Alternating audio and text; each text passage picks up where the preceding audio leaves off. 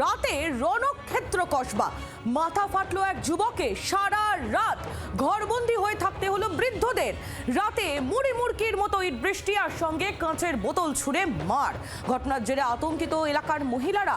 দুষ্কৃতীদের হাতে অস্ত্র ছিল বলে অভিযোগ করছেন তারা। ঘটনাটি ঘটেছে কসবা বিধানসভা এলাকার রাজডাঙ্গা পূর্ব পাড়ায়। খবর পেয়ে ঘটনাস্থলে যান বিজেপি প্রার্থী। পরিস্থিতি নিয়ন্ত্রণে আনতে বিশাল পুলিশ বাহিনী মোতায়েন করা হয় ঘটনাস্থলে। মহিলা ঘটিত ঘটনাকে কেন্দ্র করে ঘটনার সূত্রপাত। সকালে এলাকা যথেষ্ট থমথমে। ঘটনাস্থলে যান স্থানীয় কাউন্সিলর লিপিকা মান্না।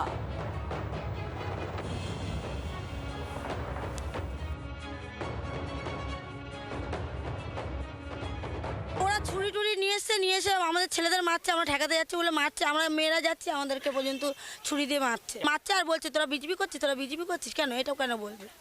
পার্টি পড়লা কেন এর মধ্যে আসবে? আমাদের ছেলেদের কেন, নিরীহ ছেলেদের কেন মারবে? এটাই আমাদের বক্তব্য। ও পারে নারকেল বাগান না, আমরা চিনি না। আর অত গন্ডগোলের মধ্যে কারোর মুখও আমি দেখতে পাইনি। 5-6 জন ছিল এখানে এসে বয়ারের বোতল ছুঁড়ে মেয়েদেরকে মারছে। মেয়েদেরকেও মানছে না, বালতি ভেঙে দিচ্ছে, গাড়ির পিছনটাও ভেঙে দিচ্ছে, অটোর পিছনে, মানে যাকে পাচ্ছে তাকে ধরেই মারছে। হ্যাঁ, একজন আমাদের 4টে সেলাই পড়েছে। একটা বন্ধু আমাকে ফোন করে বলে যে আমার বোন পালিয়ে গেছে, ছেলেটার বাড়িটা তুই কি জানিস? আমি বললাম যে হ্যাঁ আমি জানি না, কিন্তু আমি খুঁজে দেখতে পারি বলে কিছুক্ষণের মধ্যে আমি ফোন করে বাড়িটা সন্ধান করি। আর ওর বন্ধুটার বাবা আর বন্ধুটা আসে, আমার দোকানের সামনেই এসে আমাকে নিয়ে ওর বাড়িটা, ওর মেয়েটার বাড়ি মানে ছেলেটার বাড়ির সামনে যায়। গিয়ে ওরা মেয়েকে নিয়ে চলে যায়। আমি বাড়ি চলে আসি। কিছুক্ষণ পরে 30-40 জন মতো হবে।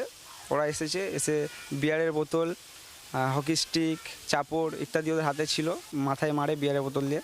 তা আমি চিনি সবাইকে, যে কাদের মানে কোন গ্রুপের ছেলে এগুলো জানি, কিন্তু কোন পার্টি করে আমি বলতে পারবো না।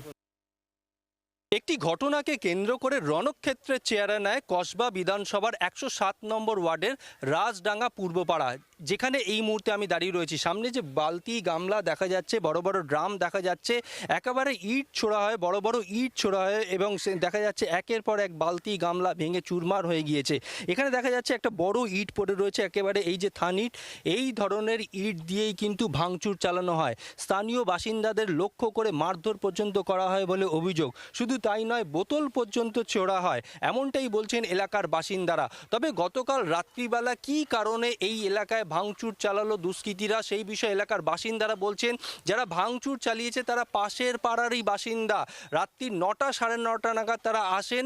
প্রথমে 4 থেকে 5 জন এলেও পরে সংখ্যাটা আরও বেশি হয়। এরপর এই পাড়ায় এসে একেবারে রীতিমতো ধুন্ধুমার পরিস্থিতি হয়ে ওঠে। স্থানীয় বাসিন্দাদের লক্ষ্য করে ইট ছোড়া হয়, কাচের বোতল ছোড়া হয়, এমনকি তাদের কাছে ধারালো অস্ত্র ছিল বলেও অভিযোগ। এই মুহূর্তে গোটা এলাকা থমথমে। এলাকার বাসিন্দারা বলছেন তারা বহুদিনের পুরনো বাসিন্দা। এখানে কসবা এলাকায় অন্যান্য জায়গায় কোনো না কোনো ঘটনা ঘটলেও এই এলাকায় অন্তত এই ধরনের ঘটনা এই প্রথম। তবে ইতিমধ্যে পুলিশে অভিযোগ দায়ের হয়েছে এবং পুলিশ সূত্রে জানা যাচ্ছে বেশ কয়েকজনকে আটক করে জিজ্ঞাসাবাদ করা হচ্ছে। জি 24 ঘন্টার জন্য ক্যামেরায় নবীনের সঙ্গে রনয়, কলকাতা।